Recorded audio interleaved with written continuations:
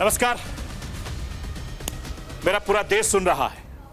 राष्ट्र की आवाज 140 करोड़ लोगों की एक ही आवाज, आपके साथ में हूं सरफराज। मैं सरफराज सैफी आपको बताना चाहता हूं, लोकसभा में राष्ट्रपति के अभिभाषण पर चर्चा के दौरान विपक्ष के नेता राहुल गांधी एक मंजे हुए नेता के तौर पर सदन में बोल रहे हैं। 2014 के बाद शायद पहली बार लोकसभा में ऐसा मंजर था कि राहुल गांधी की स्पीच के सामने भारतीय जनता पार्टी ऐसा नजर आई।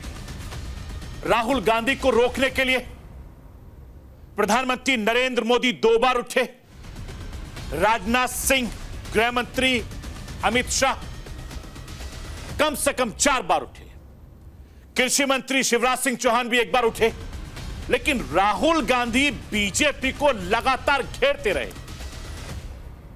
राहुल गांधी ने अपने भाषण की शुरुआत संविधान से की, मोदी सरकार पर निशाना साधते हुए हिंदुत्व पर पहुंच गए और इस बीच राहुल गांधी ने सदन में शिव हिंदू हिंदुत्व को लेकर ऐसा बयान दिया जिससे सदन और सदन के बाहर दोनों तरफ हंगामा खड़ा हो गया। राहुल गांधी के बयान पर खुद प्रधानमंत्री नरेंद्र मोदी राहुल गांधी को जवाब देने के लिए खड़े हुए। राहुल गांधी के इस बयान को लेकर भारतीय जनता पार्टी अब राहुल गांधी से माफी की मांग कर रही है। आखिर राहुल गांधी ने ऐसा क्या कहा जिसे लेकर लगातार घमासान मचा हुआ है? यह आज आपको राष्ट्र की आवाज के जरिए बताने, दिखाने, समझाने की कोशिश करूंगा। राहुल लोकसभा में बीजेपी पर हमलावर थे। बीजेपी लगातार राहुल गांधी को घेरने की कोशिश कर रही थी, लेकिन भारतीय जनता पार्टी कामयाब नहीं हो रही थी। राहुल गांधी ने अपने भाषण के दौरान हिंदू, हिंदुत्व, अग्निवीर, किसान, मणिपुर, नीट, बेरोजगारी, नोटबंदी, जीएसटी, एमएसपी, अयोध्या, गुजरात, लद्दाख, जम्मू कश्मीर से लेकर अडानी अंबानी तक जमकर घेरा और प्रधानमंत्री लगातार देखते रहे। मोदी सरकार पर लगातार राहुल गांधी हमलावर रहे। राहुल गांधी के बयान पर बीजेपी के जो बयान थे उनको गलत बता रही है। राहुल के भाषण के दौरान कई बार बीजेपी नेता अपने सीट से उठकर आपत्ति जाहिर करने लगे। राहुल के पूरे भाषण के दौरान कई नियमों के उल्लंघन पर सत्ता पक्ष ने सवाल उठाया, लेकिन राहुल गांधी के बयान पर कौन कौन से नियम के उल्लंघन पर भारतीय जनता पार्टी सवाल उठा रही थी सदन में, आज आपको राष्ट्र की आवाज के जरिए बताने, दिखाने, समझाने की कोशिश करूंगा। सदन में नेता प्रतिपक्ष राहुल गांधी ने अग्निवीरों की भर्ती करने वाली अग्निपथ योजना पर सवाल उठाए। राहुल गांधी ने मोदी सरकार को अग्निवीर के शहीदों का दर्जा नहीं देती है, उन्होंने यह भी कहा, मुआवजा नहीं देती है, यह भी कहा। राहुल गांधी ने कहा अगर कांग्रेस सत्ता में आती तो इस योजना को हटाए। यह सेना की योजना नहीं, पीएमओ की स्कीम है। राहुल गांधी के इस बयान पर रक्षा मंत्री राजनाथ सिंह ने बीच में उठकर खुद जवाब दिया। राजनाथ सिंह ने राहुल के बयान को तथ्यहीन बताया। अग्निवीर योजना जब से आई है तब से विवादों में है और विपक्ष इसे लेकर हमलावर है। लोकसभा चुनाव के दौरान भी विपक्ष ने इसे बहुत बड़ा मुद्दा बनाया। अब राहुल गांधी ने इसे एक बार फिर से संसद में उठाया। ऐसे में सवाल उठता है, आखिर क्यों हो रहा है अग्निवीर स्कीम का विरोध? आज आपको राष्ट्र की आवाज के जरिए यह भी समझाने की कोशिश करूंगा। मैं अपने हिंदुस्तान के कोने कोने की आवाज को दिल्ली तक पहुंचाता हूं। दिल्ली की आवाज को देश दुनिया के कोने कोने तक पहुंचाता हूं। नेताओं की आवाज को मैं आम लोगों तक पहुंचाता हूं। आम लोगों की आवाज को मैं अपने देश के हुक्मरानों तक पहुंचाता हूं। आपकी आवाज से मिलती है मेरी आवाज और बन जाती है राष्ट्र की आवाज।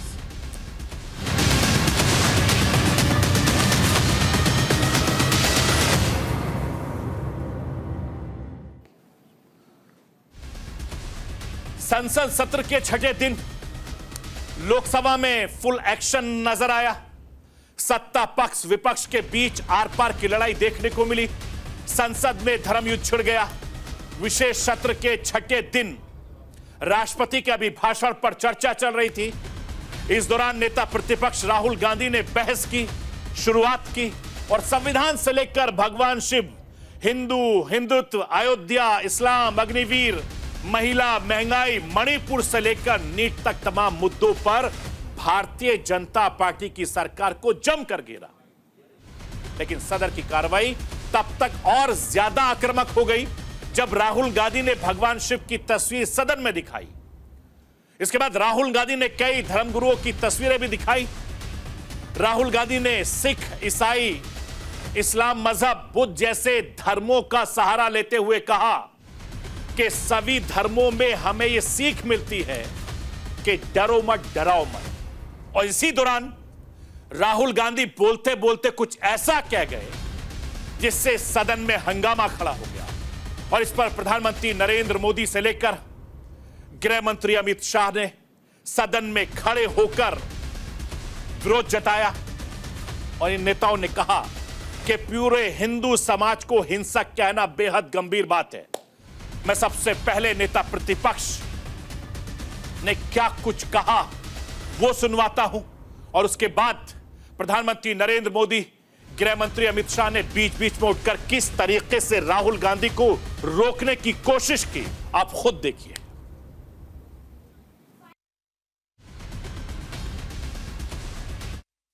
अभय मुद्रा दिखाते हैं, अहिंसा की बात करते हैं, त्रिशूल को जमीन में गाड़ देते हैं और जो लोग अपने आप को हिंदू कहते हैं वो 24 घंटा हिंसा हिंसा हिंसा, नफरत नफरत नफरत, असत्य सत्य असत्य।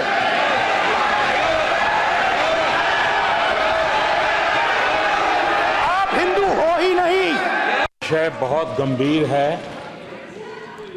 पूरे हिंदू समाज को हिंसक कहना ये गंभीर विषय है। बीजेपी को, आपको विपक्ष के नेताजी ने कैटेगोरिकली कहा है कि जो अपने आप को हिंदू कहते हैं वो हिंसा करते हैं। मैं फिर से रिपीट करना चाहता हूं, उनका वाक्य था जो अपने आप को हिंदू कहते हैं वो हिंसा की बात करते हैं, हिंसा करते हैं। मान्यवर, इस देश में शायद इनको मालूम नहीं है, करोड़ों लोग अपने आप को गर्व से हिंदू कहते हैं, गर्व से हिंदू कहते हैं। क्या वो सभी लोग हिंसा की बात करते हैं, हिंसा करते हैं? मैं आपको यह बताना चाहता हूं, राहुल गांधी को लोकसभा में बतौर नेता प्रतिपक्ष पहली बार बोलने का मौका मिला तो राहुल गांधी ने दो बड़ी बातों पर सबसे ज्यादा सदन में जोर दिया, एक डर और दूसरा संविधान। राहुल गांधी के इस दौरान फुल एक्शन में नजर आए। कभी राहुल गांधी भगवान शिव के पोस्टर को दिखाकर डर दूर करने की प्रेरणा देते नजर आए तो कभी दूसरे धर्मों का हवाला देते नजर आए। राहुल गांधी के भाषण के दौरान खूब शोर शराबा देखने को मिला। शोर शराबे के वक्त को मिला दिया जाए तो राहुल गांधी का भाषण करीब 1.25 घंटे का चला और इस दौरान राहुल गांधी सिर्फ धर्म पर नहीं बल्कि कई मुद्दों पर मोदी सरकार को घेरते नजर आए।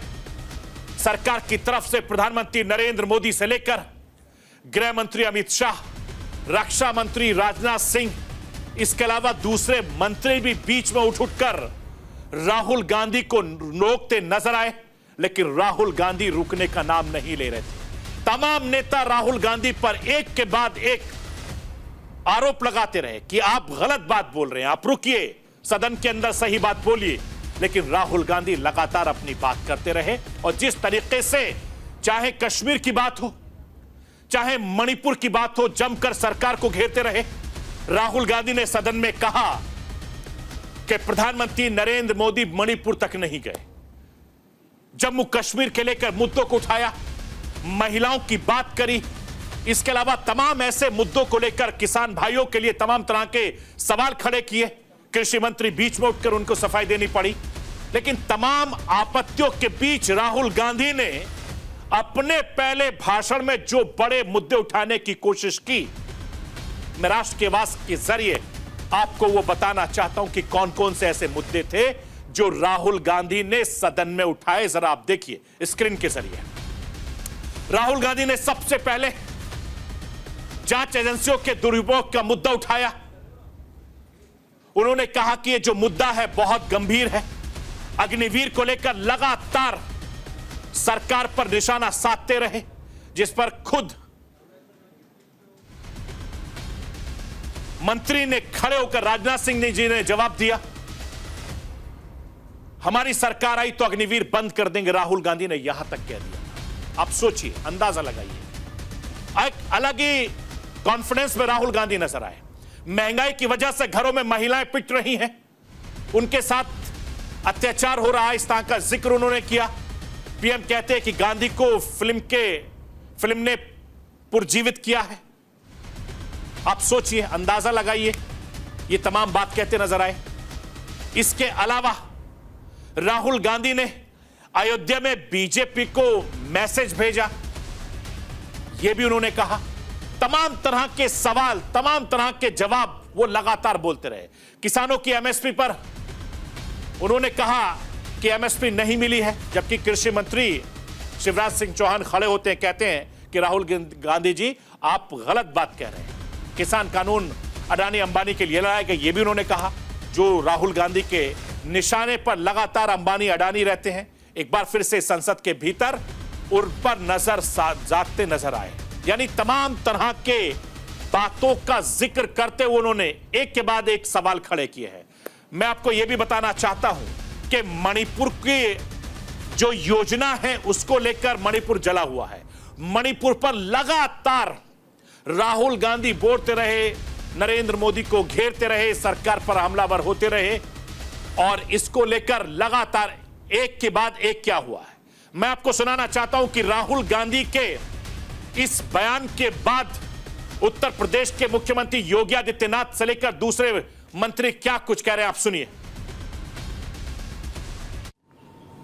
हिंदू कोई जाति सूचक शब्द नहीं है, कोई संप्रदाय सूचक शब्द नहीं है। मत और पंथ से अलग भारत की मूल आत्मा है।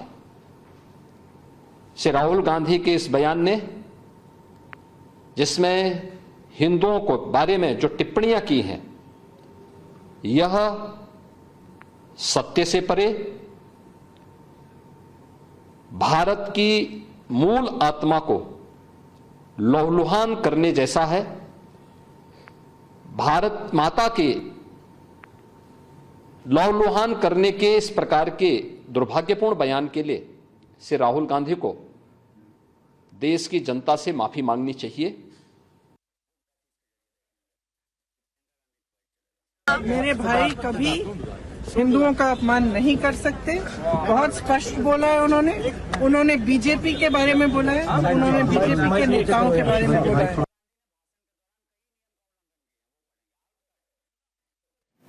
तो आपने सुना कि प्रियंका गांधी किस तरीके से अपने भाई के बचाव में नजर आई।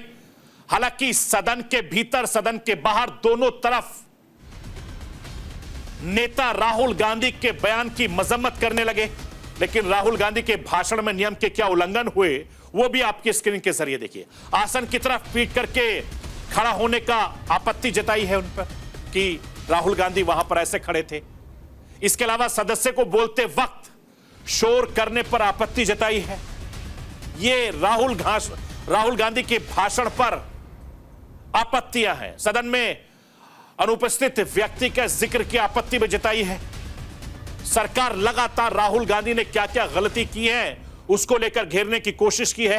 निजी आरोपों को लेकर भी राहुल गांधी को निशाने पर लिया है। धर्म के नाम पर अपमान करने को भी आपत्ति बीजेपी ने जताई है, सरकार ने जताई है। यानी तमाम ये आरोप लगाए हैं। और आपने देखा होगा कि सदन के भीतर जितने भी सत्ता पक्ष के सांसद थे, मंत्री थे, उनके हाथों में बुक नोट थी और वो देख रहे थे कि राहुल गांधी क्या क्या गलती कर रहे हैं। स्पीकर के अधिकार का भी जिक्र किया गया है। राहुल गांधी ने अपने भाषण में स्पीकर पर भी निशाना साधा था। तमाम तरह की बातों ने कही है। मैं आपको बताना चाहता हूं कि राहुल गांधी के बयान को लेकर अमित शाह लगातार खड़े होकर बोलते रहे। राहुल गांधी के बयान को लेकर अमित शाह ने संसद में क्या कुछ कहा है वो भी आपको सुनवाना चाहता हूं। आपके गाइडेंस के बाद भी बार बार तस्वीर बताना, पूरे बीजेपी को हिंसा कर रही है ऐसे कहना, खड़े होकर एक दूसरे के बीच में हस्तधून करना, सारे नियम इनको लागू नहीं होते हैं। नियम मालूम नहीं है तो ट्यूशन रख ले साहब, सदन इस तरह से नहीं चल सकता है। ये सदन, मेरा आपसे आग्रह है कि ये सदन ऑर्डर में रहना चाहिए, नियमों के अनुसार रहना चाहिए। वो हम सभी सदस्यों का आपसे विनंती है। तो आपने हिंदुस्तान के होम मिनिस्टर अमित शाह को सुना। ये सदन में लगातार राहुल गांधी बोल रहे थे, बीच बीच में तमाम नेता उठकर उनको रोकने की कोशिश कर रहे। राहुल गांधी रुक नहीं थे। राहुल गांधी ने नीट परीक्षा को लेकर भी कई सवाल खड़े किए।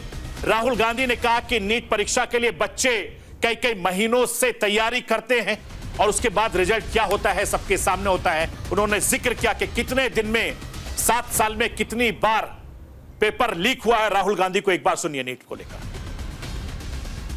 That NEET students today do not believe in the exam. Because they are convinced that the exam is designed for rich people, not meritorious people. I have met a number of NEET students, every single one of them tells me that the exam is designed to create a quota for rich people and to create a passage for them into the system, and is designed not to help poor students.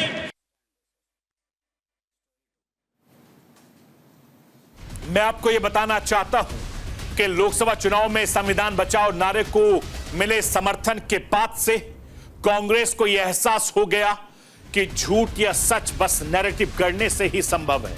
और शायद यही वजह है कि राहुल गांधी ने अपने पूरे भाषण में पूरे कॉन्फिडेंस के साथ नैरेटिव सेट करने पर ही जोर दिया। लोकसभा में विपक्ष का नेता बनने के बाद से राहुल गांधी इस वक्त फुल फॉर्म में है। वो सदन में सरकार की तरफ से लगातार टोके जाने के बाद भी सरकार पर निशाना साधते रहे। लोकसभा में चर्चा के दौरान राहुल गांधी ने अग्निवीर स्कीम से लेकर कई मुद्दों पर मोदी सरकार को जमकर घेरा। राहुल गांधी ने कहा कि सरकार की अग्निवीर योजना स्कीम में चुने गए जवानों को ऑपरेशन के दौरान जान गंवाने पर शहीद का दर्जा नहीं मिलेगा। राहुल गांधी ने यह भी आरोप लगाया कि इस स्कीम के जरिए जवानों को मजदूर बना दिया, जिसे 4 साल तक यूज करने के बाद थ्रो कर दिया जाएगा। राहुल गांधी ने अग्निवीर योजना को पीएम मोदी का ब्रेन चाइल्ड बताया। इस पर खुद रक्षा मंत्री राजनाथ सिंह खड़े हुए और उन्होंने राहुल गांधी को जवाब दिया। मैं राष्ट्र की आवाज के जरिए राहुल गांधी के आरोप पर राजनाथ सिंह ने क्या जवाब दिया आप खुद सुनिए। छोटे से घर में अग्निवीर शहीद हुआ, लैंडमाइन ब्लास्ट में शहीद हुआ। मैं उसे शहीद कह रहा हूं, मगर हिंदुस्तान की सरकार उसे शहीद नहीं कहती। नरेंद्र मोदी उसे शहीद नहीं कहते हैं। नरेंद्र मोदी उसे अग्निवीर कहते हैं। उस घर को पेंशन नहीं मिलेगी, उस घर को कॉम्पेंसेशन नहीं मिलेगी, शहीद का दर्जा नहीं मिलेगा। और बेचारे बैठे हुए थे, 3 बहनें थी, एक साथ बैठी हुई थी, रो रही थी। आम जवान को पेंशन मिलेगी, जरूर दुख होगा, मगर हिंदुस्तान की सरकार आम जवान की मदद करेगी। मगर अग्निवीर को जवान नहीं कहा जा सकता। अध्यक्ष महोदय, मैं नेता प्रतिपक्ष से अनुरोध करना चाहूंगा, गलत बयानी करके सदन को गुमराह करने की कोशिश। गलत नहीं है सर, गलत नहीं है सर, देना चाहता हूं कि गलत नहीं है सर। अथवा सेवाओं की सुरक्षा के दौरान यदि हमारा कोई अग्निवीर का जवान शहीद होता है तो उसके 1 करोड़ रुपए की धनराशि सहायता के रूप में उसके परिवार को मुहैया कराई जाती है। इस प्रकार की गलत बयानी से सभी को गुमराह करने की कोशिश नहीं की जानी चाहिए। संसद महोदय, अध्यक्ष, मैं आपको यह भी बताना चाहता हूं कि राहुल गांधी ने यह भी कहा सदन में कि स्कीम सेना की नहीं बल्कि पीएम मोदी की है, जिसे पूरी सेना जानती है। विपक्ष के नेता ने ऐलान किया कि जब भी हमारी पार्टी की सरकार बनेगी हम इस स्कीम को तुरंत बंद कर देंगे। अग्निवीर मुद्दे पर सत्ता पक्ष और विपक्ष आमने सामने है। लोकसभा चुनाव के दौरान भी पूरा विपक्ष, खासकर राहुल गांधी ने अग्निवीर को लेकर सरकार पर सवाल खड़े किए थे। एक बार फिर से राहुल गांधी के बयान के बाद अग्निवीर को लेकर सत्ता पक्ष विपक्ष आमने सामने है और यह समझना बेहद जरूरी है कि अग्निवीर स्कीम आखिर क्या थी। मैं राष्ट्र की आवाज के जरिए आपको समझाना, बताना, दिखाना चाहता हूं। समझिए कि अग्निवीर क्या है। मोदी सरकार ने सेना के पेंशन खर्चों पर कमी लाने, मिलिट्री को आधुनिक बनाने के मकसद से 16 जून 2022 को अग्निवीर की शुरुआत की थी और इस योजना के जरिए आर्मी, नेवी, एयरफोर्स में भर्ती होने वाले सैनिकों को अग्निवीर नाम दिया गया था। उनका कार्यकाल महज 4 साल तय किया गया था, जिसमें 6 महीने की ट्रेनिंग भी शामिल है और यह सेवा पूरी होने के बाद उनमें से 75% को रिटायर कर दिया जाएगा, जबकि बाकी बचे 25% को रेगुलर आर्मी में एनरोल कर दिया जाएगा, जिसमें पेंशन का इंतजाम है। रिटायर होने वाले सैनिकों को पहला मिलिट्री फोर्स और राज्यों की पुलिस में भर्ती के लिए स्पेशल वेटेज देने का ऐलान किया गया।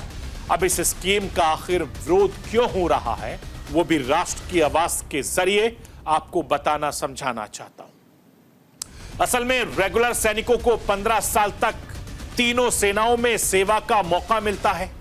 इसके बाद वो चाहें तो रिटायरमेंट ले सकते हैं या फिर अपनी सेवा को आगे बढ़ाने के लिए अप्लाई कर सकते हैं। इस दौरान कई तरह के लाभ मिलते हैं, जिसमें मौत पर शहीद का दर्जा मिलता है, रिटायर होने पर पेंशन और कई सुविधाएं मिलती हैं। 4 साल के लिए मिलिट्री में भर्ती होने वाले अग्निवीर सैनिकों के साथ ऐसा नहीं है। यही वजह है कि विपक्षी दल शुरू से इस स्कीम का विरोध करते नजर आ रहे हैं और इसे सेना के लिए घातक बता रहे हैं। अब सरकार ने इस योजना में सुधार के लिए कमेटी बनाने का ऐलान किया है। माना जा रहा है कि कमेटी की रिपोर्ट आने के बाद अग्निवीर सैनिकों की सेवा को बढ़ाकर 7 साल किया जा सकता है। इसके साथ ही 7 साल बाद 25% के बजाय 50% को रेगुलर करने का प्रस्ताव लाया जा सकता है। पेंशन को छोड़कर कई दूसरी जो सुविधाओं की घोषणा भी की जा सकती है, लेकिन विपक्ष तब तक अपने लिए इतना मौका देने के मूड में नहीं है और सरकार को लगातार घेरने में लगा हुआ है। मैं आपको यह भी बताना चाहता हूं कि लगातार सदन में जिस तरीके से हंगामा हुआ, उसको देखते हुए कई तरह से सवाल हो रहे हैं कि राहुल गांधी पहली बार नेता विपक्ष के तौर पर सदन में बोल रहे थे। सदन में जिस तरीके से 1.25 घंटे बोले, उसके बाद कई सारे सवाल उन्होंने खड़ा कर दिए और जिस तरीके से उनको लगातार अपनी बात कहने का मौका सदन में मिला, उनके अंदर एक अलग सा आत्मविश्वास देखने को मिला और अलग अलग तरीके से हर जगह राहुल गांधी की चर्चा हो रही है और सरकार को घेरने की जो लगातार उन्होंने संसद में कोशिश की, एक हद तक वो कामयाब भी होते नजर आए। तो ये थी राष्ट्र की आवाज। बाकी खबरों के लिए आप बने रहिए न्यूज इंडिया के साथ। कल रात 9 बजे फिर होगी मुलाकात।